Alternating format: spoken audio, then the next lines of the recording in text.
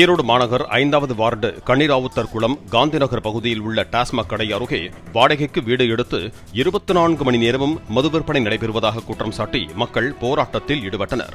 அங்கு சென்ற போலீசார் சம்பந்தப்பட்ட வீட்டிலிருந்து மது பாட்டில்களை பறிமுதல் செய்து எடுத்துச் சென்றனர்.